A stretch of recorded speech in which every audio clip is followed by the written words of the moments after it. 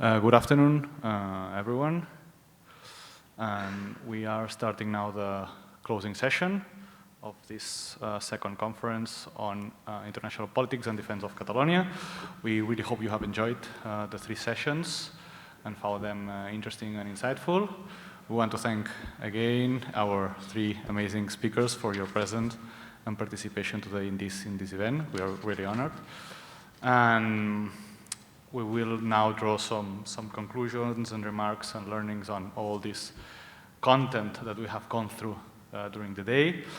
In a day in which we have seen also how these cases that we have analyzed, despite of the differences, substantial differences in terms of centuries, historical periods, and regional and global contexts and dynamics, there are several constants at the intersection of or between the idea of small states and naval power, sovereign preservation, resilient institutions, and national or civic culture and identity.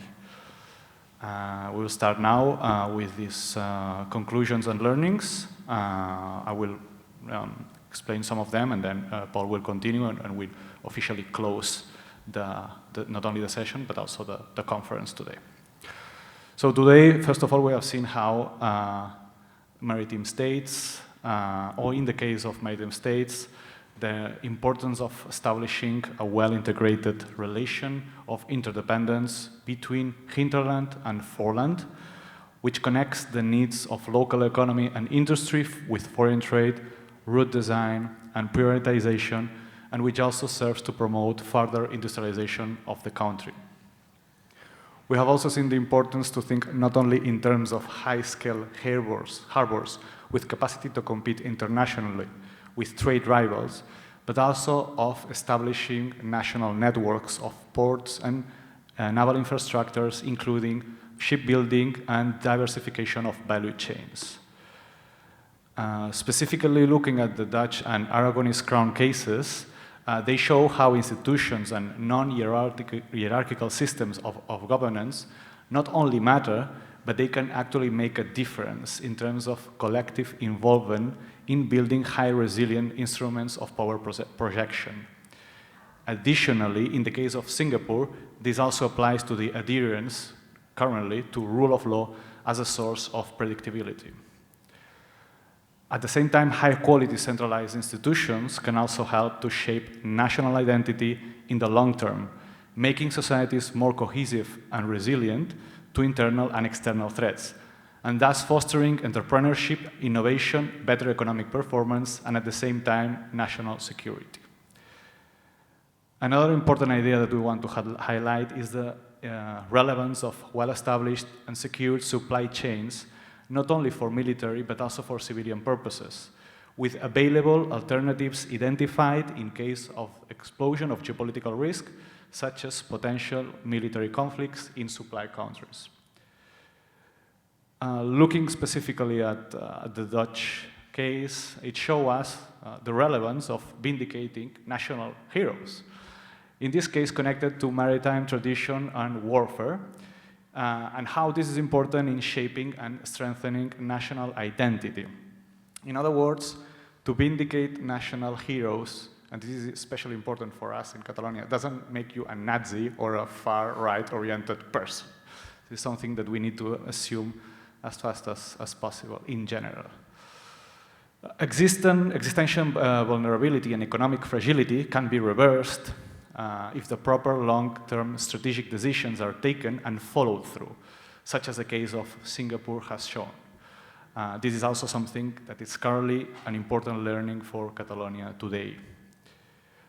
Looking at the Aragonese Crown case, it explains, among other things and factors, to what extent islands are important, not only in terms of direct military control, but also through institutional, economic, commercial presence and/or influence of any kind. The case of Singapore shows, among other factors, the importance of diversification of foreign policy for small maritime states, with as many friends as possible, so as many countries as possible have at stake in the territory's future, and its demise would be a loss for everyone. This can be done through foreign trade as well as other measures, making it become an existential issue. Small C-oriented states have higher incentives to promote the respect and observance of international law, as this is an instrument to preserve their sovereignty, including within the framework of UN International Maritime Organization. This also includes the fact of valuing regional integration processes to produce public law and institutional frameworks at a regional scale. All the three cases show a constant in the importance of technology, innovation, and promotion of know-how for survival and naval power projection, as in absence of big demographic or economic size and capacity, there is no alternative but to focus and put a strong efforts in producing quality. We've seen also, looking at the Dutch case, another example, other than the US, that no taxation without representation. And we obviously understand better, although we already knew it, that this does not only apply to the US. This is also important in order to understand how substantive is to assume the features of economic tyranny and the legitimacy to revolt against it in order to create statehood that secures collective economic rights. In the case of small maritime states, and focusing more now in the present, especially looking at the case of Singapore, a national strategy that combines diplomacy, international law, naval power, and securing cooperation is necessary in order to preserve its status and defend its sovereignty. Finally, at present also, small maritime states such as Singapore show how defense forces made of conscripts and large reserve armies, combined with a solid navy and air force, tend to be a logical choice. In addition to promote joint ventures in design and production of weaponry and equipment with other small states of similar scale is also a convenient, available strategic option. Thank you, Will. So, thanks again to the three lecturers. It has been a very illustrative session. So, now several more key learning points. So, first of all, the three case studies presented prove that despite their relatively small size in comparison with their neighbors, maritime states used to make virtue from necessity. The Dutch Republic used the tax revenue from maritime trade to finance a navy that matched its bigger foes. Actually, this translated as well to the operational and tactical level. The example of the relief of the Leiden siege, turning a land combat to a naval combat or an amphibious combat, it's quite an example. Was not the only one. For example, in the war against the French, again, the same technique was used to slow the French army advance. Well, despite the damage to the crops, the Dutch forces prevailed. Another point important to keep in mind is despite the extreme localism of the Dutch admiralties, it worked quite well during the 80 years war. And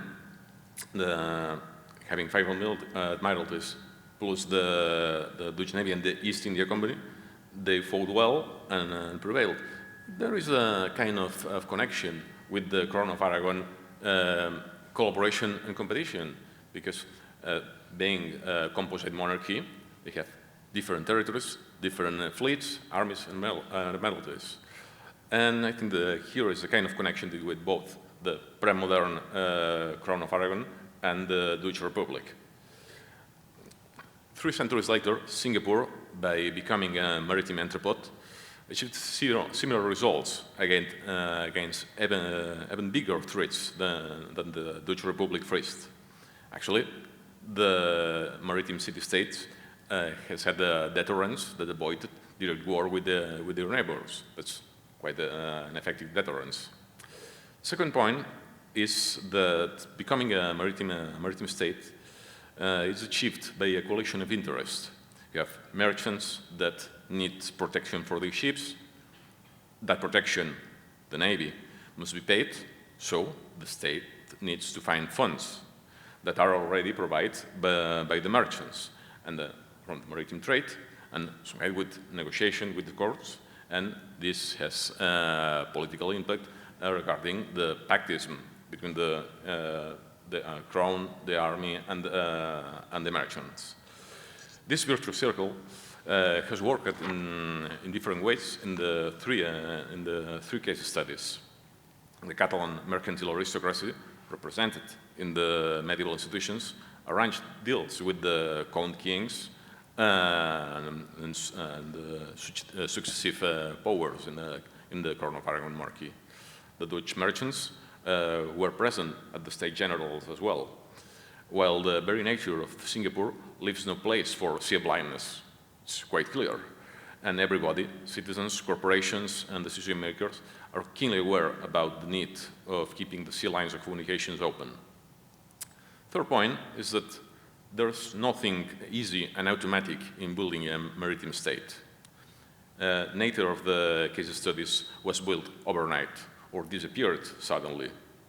The Dutch sea power can be traced to the late centuries of the Middle Ages and took a long, bloody, and expensive war against the Spanish Habsburgs to consolidate it. Despite the Anglo-Dutch wars exhausted the Dutch Republic, its heritage didn't vanish.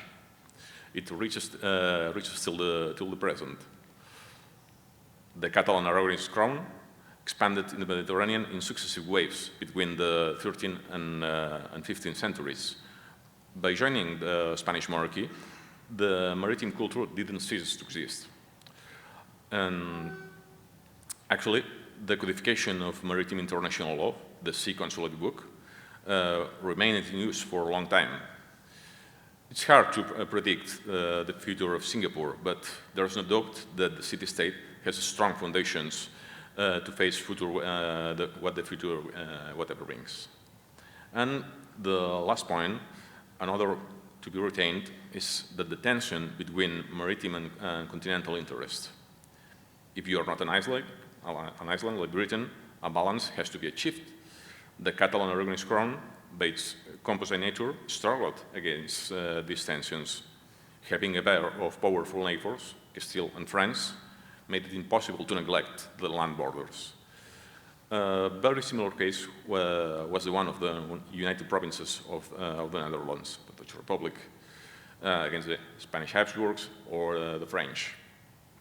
That was a serious strategic issue to reach that agreements. Actually, it almost ended in catastrophe in the war against the French between 1672 and 1678. Fortunately, you kicked out the English from the question and you won.